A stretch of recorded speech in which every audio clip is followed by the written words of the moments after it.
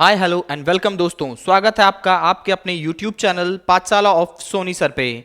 मैं नीतीश आप सभी को वेलकम करता हूं आपकी अपनी सीडीपी की क्लासेस में। दोस्तों, आज हम सीडीपी का लेक्चर 2 देखने जा रहे हैं। सीडीपी का लेक्चर 2 नहीं, वंशानुक्रम और वातावरण का लेक्चर 2 देखने जा रहे हैं। सीडीपी में हम तो काफ़ी कुछ पढ़ चुके हैं, पर आज ये वंशानुक्रम और वातावरण का लेक्चर नंबर 2 होगा। हम पहले लेक्चर में वंशानुक्रम और वातावरण की परिभाषाओं से परिचित हो चुके हैं, समझ चुके हैं कि क्या होता है वंशानुक्रम और क्या होता है वातावरण। हमने जाना था कि बालक जब जन्म लेता है तो उसके अंदर जो कुछ गुण पाए जाते हैं वो सब के सब वंशानुक्रम का परिणाम होता है, क्योंकि वे सभी गुण जो बाहरी वातावरण में आने से पहले विकसित हो जाते हैं वे सभी के सभी गुण वंशानुक्रम का परिणाम होते हैं। हमने जाना था कि जो सारे गुण वंशानुक्रम के कारण आते हैं वे सब और सब एक फैक्टर होता है, गुणसूत्र होता है। गुणसूत्र के कारण आते हैं, जिसे इंग्लिश में क्रोमोसोम्स बोलते हैं और हिंदी में गुणसूत्र बोलते हैं। उन गुणसूत्रों पर कुछ हजारों की संख्या में जीन्स चिपके हुए थे, जिनमें प्रत्येक जीन्स कुछ क्वालिटीज लेकर आता है हमारे अंदर। तो हमारे जो गुण होते हैं वो गुणसूत्रों के माध्यम से आते हैं, जिन्हें इंग्लिश में क्रोमोसोम्स बोलते हैं। किसी भी व्यक्ति में 23 pair of chromosome 23 pairs of chromosome यानी कि 23 जोड़े होते हैं क्रोमोसोम्स के, जो कि इन नंबर्स टोटल 46 क्रोमोसोम्स होते हैं, जिनमें से 22 क्रोमोसोम्स अलग होते हैं और 23rd पेयर का जो क्रोमोसोम होता है वो सेक्स डिटरमाइनिंग क्रोमोसोम होता है, या हिंदी में बोलें तो वो लिंग निर्धारण करने वाला क्रोमोसोम होता है। लड़कों में XY, लड़कियों में XX क्रोमोसोम पाया जाता है। फिर हमने पढ़ा था कि वंशानुक्रम के कारण होने वाली कुछ बीमारियों के बारे में, जैसे कि colour blindness, haemophilia, down syndrome, क्लीनमास्टर सिंड्रोम। फिर हमने आपको बताया था वंशानुक्रम का सही क्रम। जिन लोगों को इसके बारे में पता है बहुत अच्छा है, यहाँ से कंटिन्यू कर सकते हैं। अगर आपको कुछ नहीं भी पता है, क्योंकि वहां पर काफी डिटेल में दिया गया है, तो मेरी पिछली वीडियो का लिंक यहाँ पर आई बटन में आपको अभी दिखा होगा, आप जाकर वहां से पिछला वीडियो देख सकते हैं और वंशानुक्रम से और वातावरण को बेसिक होता क्या है जान सकते हैं। तो आइए आज हम शुरू करते हैं वंशानुक्रम और वातावरण के टॉपिक को। फिर से सबसे पहले हम लेंगे कुछ महान लोगों की परिभाषाएं। वंशानुक्रम के बारे में लोगों ने क्या क्या कहा है, आइए हम आपका सबसे पहले परिचय कराते हैं इनकी कुछ परिभाषाओं से। इसी क्रम में हमने सबसे पहले लिया है रूथ बेनेडिक्ट साहब ने कहा है कि माता पिता से प्राप्त होने वाले गुणों का हस्तांतरण वंशानुक्रम है। माता पिता से प्राप्त होने वाले गुणों का हस्तांतरण वंशानुक्रम है। मींस हेरिडिटी क्या होता है? हेरिडिटी जो है वो तो कैरेक्टर्स ट्रांसफर फ्रॉम पेरेंट्स और mother and father, the characters transfer from mother and father is heredity. ये कहा है रूथ बेनेडिक्ट साहब ने। हमने आपको वंशानुक्रम समझाते समय पहले ही बता दिया था, हमने आपको वंशानुक्रम समझाते समय ये पहले ही बताया था कि हमारे माता पिता से जो भी हमें प्राप्त होता है, जैसे हमारे बालों का कलर, हमारी आवाज की टोन, हमारी आंखों का कलर, हमारे बालों का कलर, हमारी हाइट, हमारी पर्सनालिटी, इवन हमारा कुछ हद तक कैरेक्टर भी हमारे पेरेंट्स के द्वारा ही डिफाइन होता है। हमारे जो क्रोमोसोम्स में होता है वैसा ही डेवलप होता है आगे चलकर। हम सामाजिक या होंगे या नहीं होंगे, ये भी कुछ ना कुछ कहीं ना कहीं हद तक निर्भर करता है। इवन एक सोच रखी गई है कि डॉक्टर का बेटा डॉक्टर, टीचर का टीचर बेटा टीचर, क्योंकि वो उस प्रोफेशन में उस चीज को काफी अच्छे से समझते हैं, तो इस वजह से उनके हेरिडिटरी जीन्स में आ जाता है, जिसकी वजह से वो एक अच्छा डॉक्टर बनता है। कहीं ना कहीं ये बात कही गई है, यह किस हद तक सही है अभी आपको आगे चलकर पता भी चलेगा कि क्या ये बात सत्य है या असत्य है। पर सबसे पहले हम लेते हैं रूथ बेनेडिक्ट साहब की डेफिनेशन को, जिन्होंने कहा है कि माता पिता से प्राप्त होने वाले गुणों का हस्तांतरण वंशानुक्रम है। अगली जो डेफिनेशन हम लेंगे वो लेंगे जेम्स ड्रेवर साहब की। जो अगली डेफिनेशन हम लोग लेने जा रहे हैं वो है जेम्स ड्रेवर की। माता पिता के शारीरिक मानसिक विशेषताओं का संतान में हस्तांतरण, माता पिता के शारीरिक और मानसिक विशेषताओं का हस्तांतरण वंशानुक्रम है। शारीरिक मतलब होता है, मैंने आपको पहले ही बताया, अभी बताया कि जो हमारे आंखों का कलर, बाल का कलर, हाइट, पर्सनालिटी, ये हमारे शारीरिक गुण। मानसिक गुण में हमारी IQ का क्या लेवल होता है। हमारी माता पिता के किसान का बेटा कुछ ना कुछ कहीं ना कहीं वो किसानी के बारे में ज्यादा अच्छे से जानता है, समझता है। मतलब एक IQ का जो लेवल होता है यही होता है हमारी मानसिक विशेषता। इन सम केसेस कोई डिफेक्ट आ जाए तो वो बात अलग होती है, पर नॉर्मली होता क्या है कि हम अपने मम्मी पापा के IQ से मैच करता हुआ एक IQ किसी भी बच्चे को मिलती है, ऐसा जेम्स ड्रेवर साहब का कहना है। BN झा साहब ने कहा है कि वंशानुक्रम एक व्यक्ति की जन्मजात विशेषताओं का योग है। बीएन झा साहब ने क्या कहा है? वंशानुक्रम एक व्यक्ति की जन्मजात विशेषताओं का योग है। मतलब जब व्यक्ति पैदा होता है तो उसके अंदर जो कुछ भी विशेषताएं पाई जाती हैं, जो कुछ भी विशेषताएं पाई जाती हैं, वो वंशानुक्रम के कारण होता है। वंशानुक्रम एक व्यक्ति की जन्मजात विशेषताओं का योग है। मींस जो सम अप क्वालिटीज, अगर हम जब बच्चा पैदा होता है तो उसकी सारी क्वालिटीज को, जो जो उसके अंदर गुण हैं, हम उनका अगर एक टोटल सम अप तैयार करें, उनको टोटल जोड़ लें, तो क्या तैयार होगा? वो एक वंशानुक्रम तैयार होगा। क्या तैयार होगा? एक वंशानुक्रम तैयार होगा। ठीक, नेक्स्ट डेफिनेशन लेते हैं। सबसे ज्यादा फेमस है वुडवर्थ साहब की डेफिनेशन। नामी जानी नाम है, आप सब इनसे परिचित होंगे वुडवर्थ साहब से। वुडवर्थ साहब ने क्या कहा है कि वंशानुक्रम वे सभी तथ्य शामिल हैं, वंशानुक्रम में वे सभी तथ्य शामिल हैं जो जन्म के समय उपस्थित थे। वंशानुक्रम में वे सभी तथ्य शामिल हैं जो जन्म के समय उपस्थित थे, लेकिन जिनकी उत्पत्ति जन्म के समय ना होकर, लेकिन जिनकी उत्पत्ति जन्म के समय ना होकर गर्भाधान में हुई है। तो इसका मतलब क्या हुआ? इसका मतलब यह हुआ कि बालक में वे सभी क्वालिटीज फ्रॉम द पीरियड जिस दिन 0 डेज से, जिस दिन बच्चा मां के गर्भ में आता है और तब से लेकर के 9 महीने तक, जब तक वो सांसारिक दुनिया में नहीं आता है, means into this physical world जब तक वो नहीं आता है, तो उसके अंदर जो जो क्वालिटीज डेवलप हुई होती हैं, मींस इट स्टॉप्स फ्रॉम, मतलब स्टॉप नहीं कर सकते हैं हम, क्योंकि आगे चल के वो क्वालिटीज कहीं ना कहीं मेच्योर होती हैं, पर फिर भी वे क्वालिटीज जो 0 से 9 मंथ के टाइम में बच्चे के अंदर आती हैं, वो हेरिडिटरी होती हैं और एक तरह से कहें तो वो स्टॉप ही हो जाती हैं। क्योंकि भाई अब हम जो कुछ भी सीखते हैं वो वातावरण से सीखते हैं। जब हम वातावरण में आ जाते हैं तो बच्चा जिस टाइम बर्थ ले रहा होता है, या बच्चा जिस टाइम बर्थ लेता है या जन्म लेता है, उसी टाइम से बच्चा जो कुछ भी अर्जित करता है वो वातावरणीय हो जाता है। क्योंकि जो स्पर्म, मेल स्पर्म और फीमेल एग, इन्हीं दोनों के माध्यम से बच्चा जो कुछ भी होता है, जो कुछ भी हेरिडिट्रिक होता है, वो इन्हीं के माध्यम से बच्चे में जीन्स के माध्यम से या क्रोमोसोम्स के माध्यम से ट्रांसफर होता है।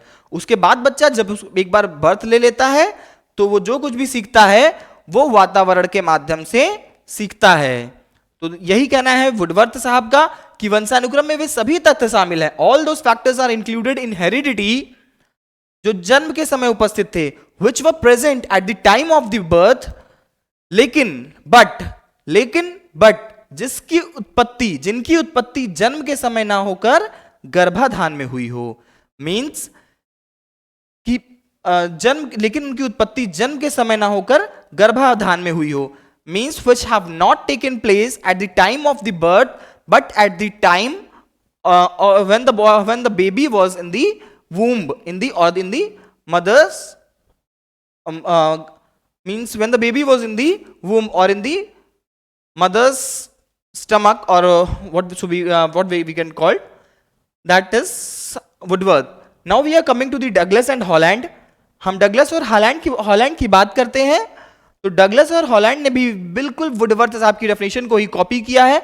इन्होंने कहा है कि वंशानुक्रम में वे सभी विशेषताएं शामिल हैं, वंशानुक्रम में वे सभी तथ्य शामिल हैं, ऐसा वुडवर्थ साहब ने कहा है। डगलस हॉलैंड साहब ने कहा है वंशानुक्रम में वे सभी विशेषताएं शामिल हैं जिन्हें व्यक्ति अपने माता पिता एवं पूर्वजों से अर्जित करता है, जिन्हें व्यक्ति अपने माता पिता एवं पूर्वजों से अर्जित करता है। मींस हमने अभी तक जो कुछ भी सीखा है वही है डगलस एंड हॉलैंड साहब की डेफिनेशन। ये भी वही सेम चीज कह रहे हैं कि हमने अपने माता पिता और अपने पूर्वजों से जो कुछ भी हासिल किया है वही वंशानुक्रम है। तो ये बात तो फैक्ट है कि जो हमारे अंदर जो कुछ भी गुण आते हैं वह हमने अपने माता पिता, अपने नाना नानी और दादा दादी से ही प्राप्त करते हैं। तो इस वजह से वही वंशानुक्रम होता है कि वंशानुक्रम में वे सभी विशेषताएं आती हैं। All those specialities come under heredity which we have adopted or which we have got from our parents and grandparents. Next जो हम डेफिनेशन लेते हैं वो लेते हैं पीटरसन साहब की। पीटरसन साहब ने कहा है कि वंशानुक्रम में वे सभी विशेषताएं शामिल हैं जो एक व्यक्ति अपने माता पिता या पूर्वजों से अर्जित करता है। वंशानुक्रम में वे सभी विशेषताएं आती हैं जो एक व्यक्ति अपने माता पिता या पूर्वजों से अर्जित करता है। बिल्कुल सेम डेफिनेशन है जैसा डगलस एंड हॉलैंड साहब ने कहा है, उसी से मिलती जुलती इनकी भी परिभाषा है। डगलस एंड हॉलैंड साहब की। तो ये कंप्लीट हुई आपकी सारी डेफिनेशंस। एक बार मैं इसको आइए जल्दी जल्दी लेते हैं, रिपीट करते हैं। रूथ बेनेडिक्ट साहब की डेफिनेशन है कि माता पिता से प्राप्त होने वाले गुणों का हस्तांतरण। जेम्स ड्रेवर ने कहा है माता पिता के शारीरिक मानसिक विशेषताओं का संतान में हस्तांतरण। पियन झा ने कहा है कि वंशानुक्रम एक व्यक्ति की जन्मजात विशेषताओं का योग है। वुडवर्थ ने कहा है कि वंशानुक्रम में वे सभी तथ्य शामिल हैं जो जन्म के समय उपस्थित थे, लेकिन जिनकी उत्पत्ति जन्म के समय ना होकर गर्भाधान में हुई हो। डगलस एंड हॉलैंड का कहना है कि वंशानुक्रम में वे सभी विशेषताएं शामिल हैं जिन्हें व्यक्ति अपने माता पिता या पूर्वजों से अर्जित करता है। पीटरसन ने कहा है वंशानुक्रम में वे सभी विशेषताएं आती हैं जो व्यक्ति अपने माता पिता या पूर्वजों से प्राप्त करता है। सो ये सारी डेफिनेशंस थी। आप अपने स्क्रीनशॉट ले लीजिए और अपने नोट्स में कॉपी कर लीजिएगा, यूपी टेट वालों के लिए खास तौर पे, क्योंकि डेफिनेशंस वहां पर सबसे ज्यादा पूछी जाती हैं।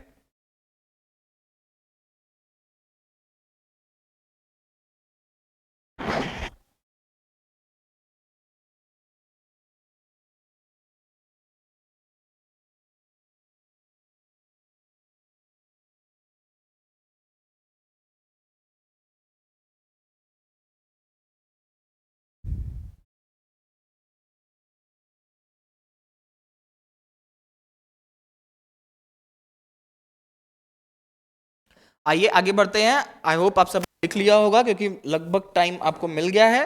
जिन लोग नहीं लिखे हैं वो उसका स्क्रीनशॉट ले लीजिए भैया, फिर इसको आगे चल के आप लिखते रहिएगा। हम क्लास को आगे बढ़ाते हैं और नेक्स्ट हेडिंग डालते हैं। नेक्स्ट हेडिंग डालिएगा वंशानुक्रम के सिद्धांत। जो नेक्स्ट हेडिंग हमारी होगी वो होगी वंशानुक्रम के सिद्धांत। वंशानुक्रम के सिद्धांत। इंग्लिश वालों आप भी हेडिंग डालिएगा the principle of heredity. The principle of heredity, ठीक है। मुझे भी डाल लेने दीजिए भैया हेडिंग द प्रिंसिपल ऑफ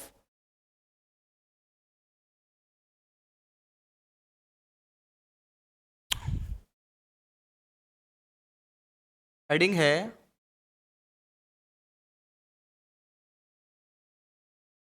वंशानुक्रम के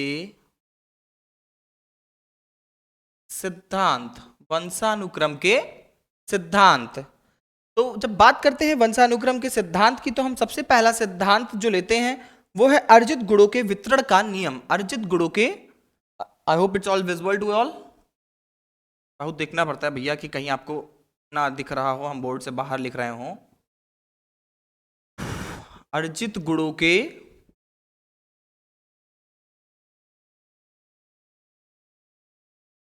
वितरण का नियम। अर्जित गुणों के वितरण का नियम दिया है लैमार्क साहब ने।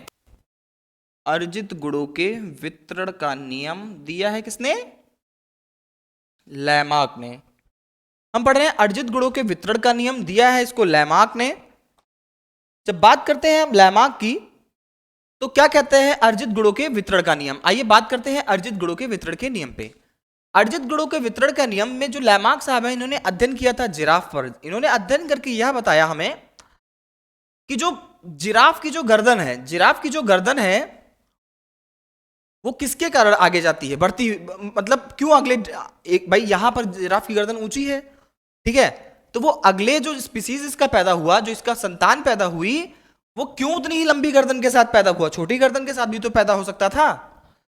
वो होता है जीन्स के कारण। जीन्स जो है वो नेक्स्ट जनरेशन में अपने उस कैरेक्टर को, गर्दन लंबी होने के कैरेक्टर को नेक्स्ट जनरेशन में ट्रांसफर करता है, जिसकी वजह से जिराफ की गर्दन इतनी लंबी होती है। आपको क्या लगता है? इसको एक एग्जांपल के थ्रू समझते हैं कि जिराफ की गर्दन कैसे कैसे लंबी हो गई। आपको क्या लगता है कि जब शुरुआत में जिराफ था तो क्या वो उतनी ही ऊंची गर्दन के साथ पैदा हुआ था? नहीं, जिराफ की गर्दन उतनी ऊंची नहीं थी। हुआ क्या कि कुछ समय के लिए हुआ क्या कि नीचे घास कम पड़ गई, नीचे की घास पे कमी हो गई, या फिर कुछ सूखा पड़ गया और घास नहीं हुई।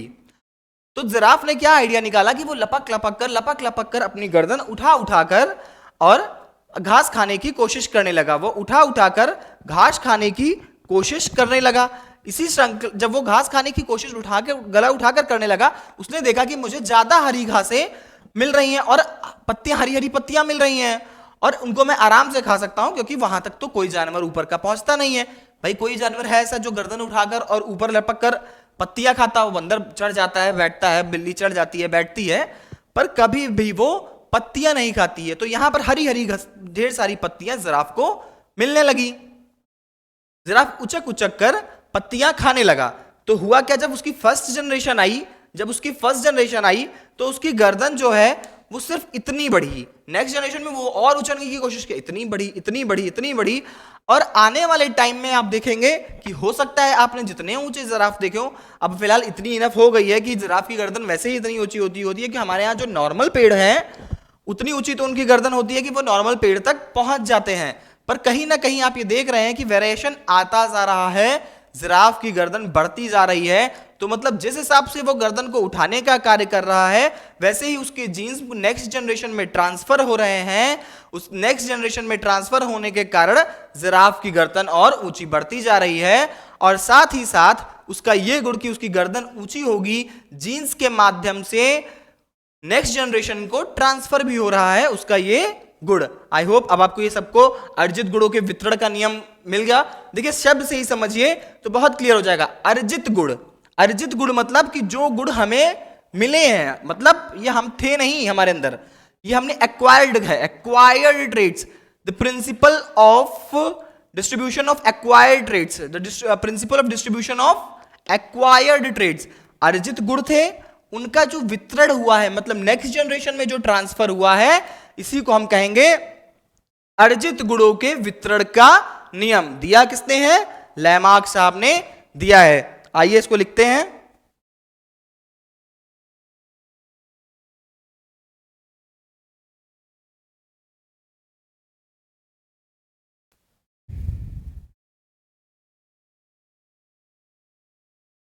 इन्होंने, यानी कि लैमार्क साहब ने, इन्होंने बताया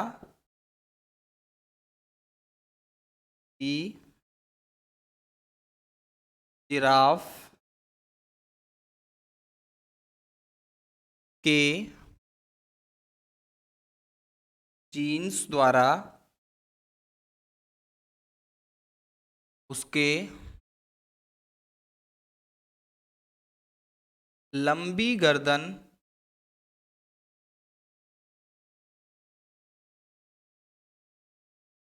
उठाए जाने का गुण,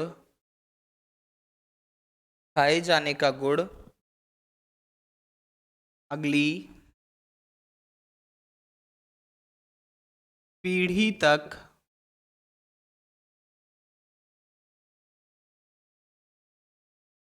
पहुंचा, अगली पीढ़ी तक पहुंचा। यही बात मैंने आपको बताई कि जिराफ, इन्होंने यही तो बताया जो मैंने आपको अभी समझाया कि जिराफ के जीन्स के द्वारा उसकी लंबी गर्दन उठाए जाने का गुण उसकी अगली पीढ़ी तक पहुंचा। और इसी तरह से जिराफ जो है वो हमेशा अपनी गर्दन उठा उठाकर पेड़ की ऊंची टहनियों की पत्तियां, पेड़ की ऊंची टहनियों की पत्तियां खाता रहता है। तो ये हो गया आपका पहला नियम, अर्जित गुणों के वितरण का नियम, जिसे दिया है लैमार्क ने। ठीक है,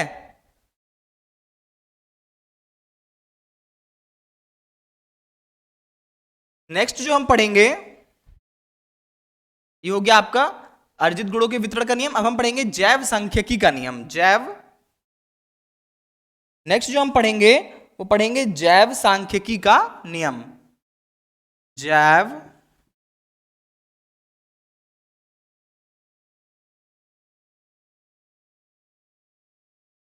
सांख्यिकी का, जैव सांख्यिकी का नियम दिया है इसको फ्रांसिस गाल्टन ने। किसने दिया? Francis Galton. फ्रांसिस गाल्टन ने दिया जैव सांख्यिकी का नियम। क्या कहना था फ्रांसिस गाल्टन का?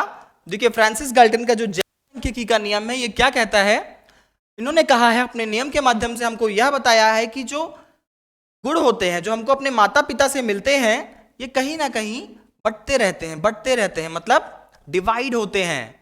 मतलब कि जब हम अपने माता पिता के जो गुण होते हैं वो मैक्सिमम हमारे में आते हैं, फिर हमारे दादा दादी से उससे कम, फिर परदादा दादी से उससे कम, और फिर अन्य पूर्वजों से या अन्य संबंधियों से उससे भी कम। यही कहना है जैव सांख्यिकी का नियम, यानी कि जो फ्रांसिस गैल्टन ने दिया है उन्होंने यही बताया है कि जो हमारे गुण हैं वो कम होते रहते हैं पीढ़ी दर पीढ़ी, मतलब मम्मी पापा से सबसे ज्यादा, दादा दादी से उससे कम। तो आइए कैसे कम होते हैं वो गुण, इसको हम लिखते हैं।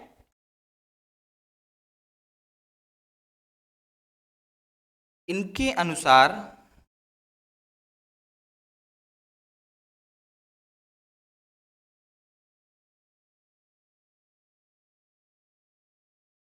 माता पिता से, इनके अनुसार माता पिता से 1/2 गुण, दादा दादी से 1/4 गुण, 1/4 गुण। ठीक है, इनके अनुसार माता पिता से 1/2 गुण, दादा दादी से 1/4 गुण, पर दादा दादी से 1/8, पर दादा दादी से 1/8 गुण तथा अन्य संबंधियों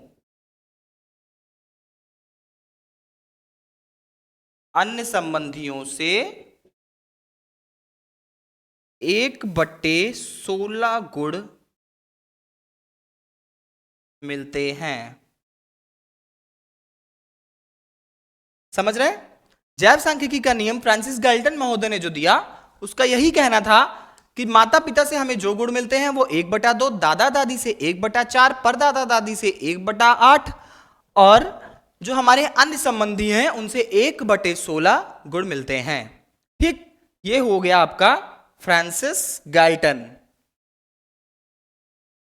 आइए अब और आगे बढ़ते हैं, इसको लिख लीजिएगा, फ्रांसिस गैल्टन जैव सांख्यिकी का नियम। बहुत आराम से हम पढ़ रहे हैं, कोई जल्दी नहीं है। नेक्स्ट जो हम ले रहे हैं वो है अर्जित गुणों के वितरण का नियम, जो कि दिया है बीजमैन ने। अर्जित गुणों के वितरण का नियम।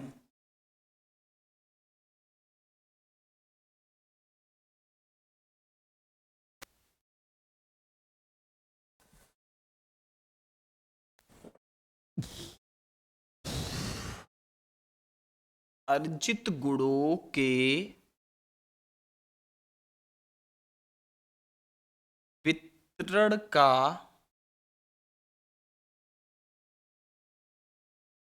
अर्जित गुणों के वितरण का नियम, जो अर्जित गुणों के वितरण का नियम है ये दिया है बीजमैन ने। किसने दिया है?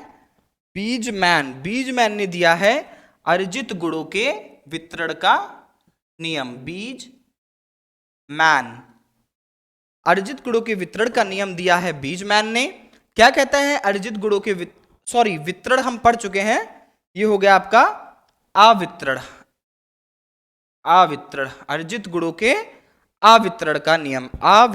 ध्यान दीजिएगा कि ये वितरण का नियम हम यहां पढ़ चुके हैं, इसको आप हाईलाइट भी कर लीजिए वरना ये कंफ्यूज करेगा। क्या कहता है अर्जित गुणों के अवितरण का नियम? कि माता पिता का कोई भी गुण संतान को प्राप्त नहीं होता है। अवितरण, इसको पूरा वर्ड हाईलाइट कर लीजिए, अवितरण। इसको हाईलाइट कर लीजिएगा, वितरण।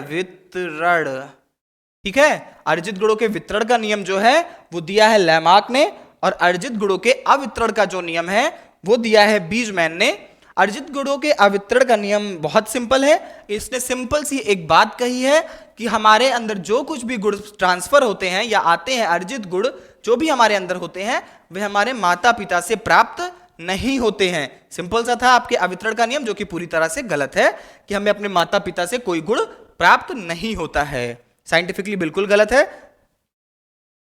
इसको लिख लीजिएगा कि माता पिता का कोई भी गुण संतान को प्राप्त नहीं होता है। माता पिता का कोई भी गुण, माता पिता का कोई भी गुण संतान को प्राप्त नहीं होता। माता पिता का कोई भी गुण संतान को प्राप्त नहीं होता। क्लियर? माता पिता का कोई भी गुण संतान को प्राप्त नहीं होता। यह हो गया आपका अर्जित गुणों के वितरण का नियम। इसका स्क्रीनशॉट लीजिए, फिर हम चलते हैं एक बहुत ही इंपॉर्टेंट वंशानुक्रम के सिद्धांत पे। इसके बाद हम चलेंगे वंशानुक्रम के एक बहुत ही इंपॉर्टेंट सिद्धांत पे। ठीक है, आप पहले इसको लीजिए।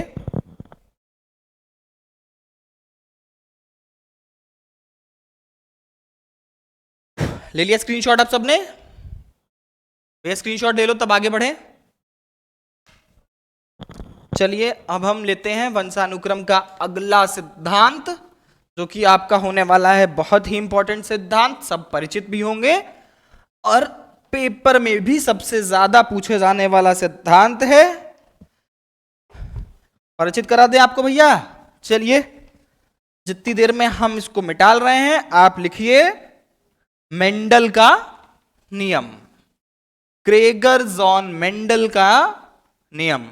अब हम पढ़ने जा रहे हैं मेंडल का नियम। आप सब परिचित होंगे मेंडल के नियम से। मेंडल का नियम,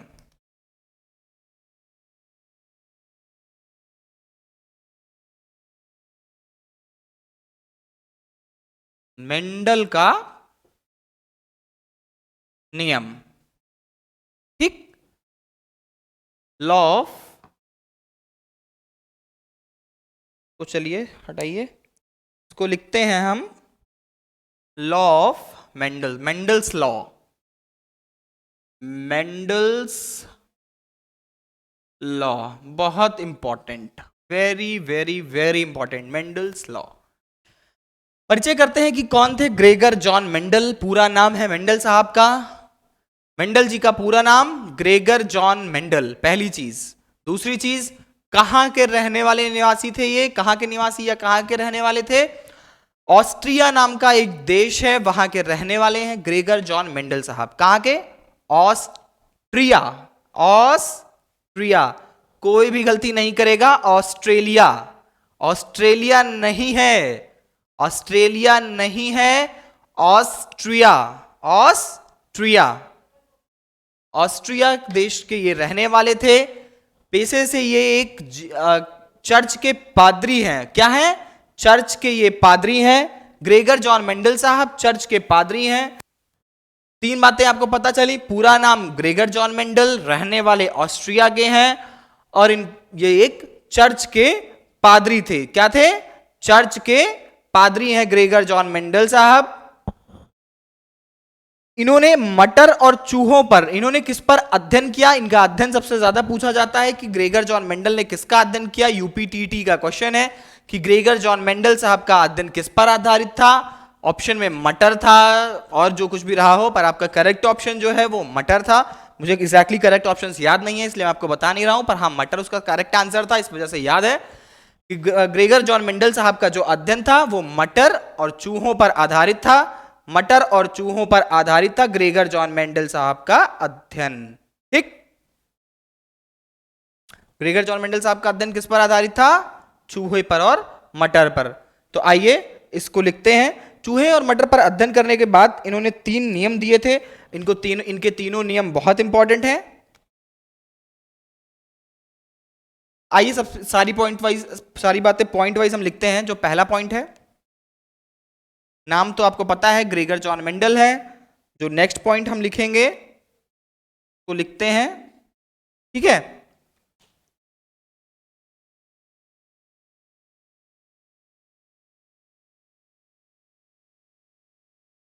AUSTRIA, ऑस्ट्रिया के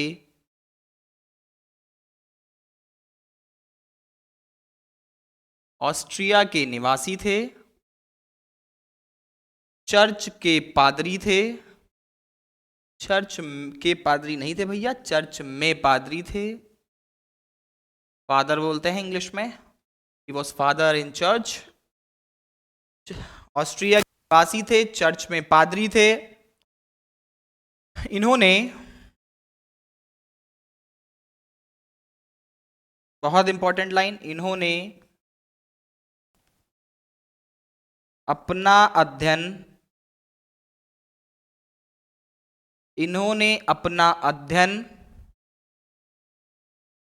मटर और चूहे पर किया। इन्होंने अपना अध्ययन मटर और चूहे पर किया।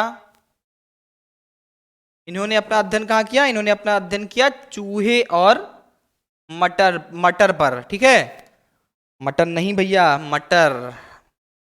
ठीक है।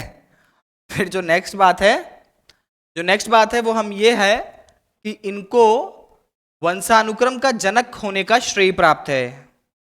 वो हेडलाइट करके लिखते हैं, वंशानुक्रम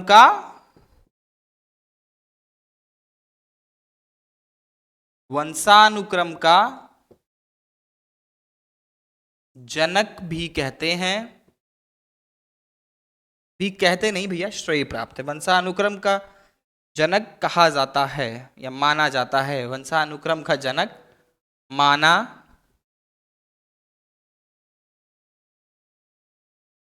वंशानुक्रम का जनक माना जाता है। ठीक, इंपॉर्टेंट पॉइंट, वंशानुक्रम का जनक माना जाता है। नेक्स्ट, वंशानुक्रम का जनक माना जाता है। नेक्स्ट बात यह है कि इन्होंने अपने चूहों पर प्रयोग किया और उसके बाद 3 नियम निकाले थे। इन्होंने 3 नियम निकाले थे कि समान समान को जन्म देता है, असमान असमान को जन्म देता है, और तीसरा नियम था भिन्नता या प्रत्यागमन का नियम। इन्होंने 3 सिद्धांत दिए थे। इन्होंने 3 सिद्धांत दिए थे। पहला, समान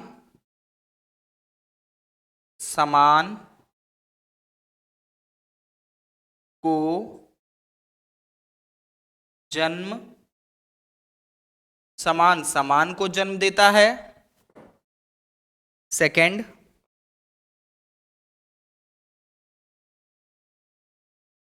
असमान को जन्म देता है, असमान को जन्म देता है। जो तीसरा नियम है वो है भिन्नता या प्रत्यागमन का सिद्धांत। भिन्नता या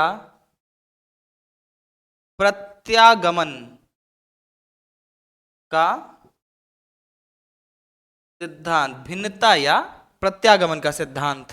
ठीक है, तो ये हो गया मेंडल के नियम। ये ऑस्ट्रिया के निवासी थे, चर्च में पादरी थे, इन्होंने अपना अध्ययन मटर और चूहे पर किया, इनको वंशानुक्रम का जनक माना जाता है। इन्होंने 3 सिद्धांत दिए थे, समान समान को जन्म देता है, असमान असमान को जन्म देता है, भिन्नता या प्रत्यागमन का सिद्धांत। यहां तक आई होप आपको सारी चीजें क्लियर होंगी। होंगी। आपको जो नेक्स्ट लेक्चर मिलेगा वहां पर हम आपसे इन तीनों सिद्धांतों के बारे में डिटेल चर्चा करेंगे। बाकी चीजें आपको आई होप क्लियर होंगी। यही सिद्धांत जो है 3, यहीं से हम शुरू करेंगे। तब तक जो परिभाषाएं हैं वो यूपी टेट वालों के लिए बहुत इंपॉर्टेंट थी, इसीलिए मैंने परिभाषाएं दे दी हैं। तब तक के लिए आप सभी उन परिभाषाओं को याद करिए, पिछला लेक्चर देखिए जिसमें वंशानुक्रम को बताया है। फिर हम 3 नियम जो हो गए हैं वो भी काफी अच्छे से हुए हैं। हम मेंडल के नियम से अगला लेक्चर अपना शुरू करेंगे। तब तक के लिए टाटा बाय बाय। घर पे रहिए, मस्त रहिए और पढ़ते रहिए। Tata bye bye.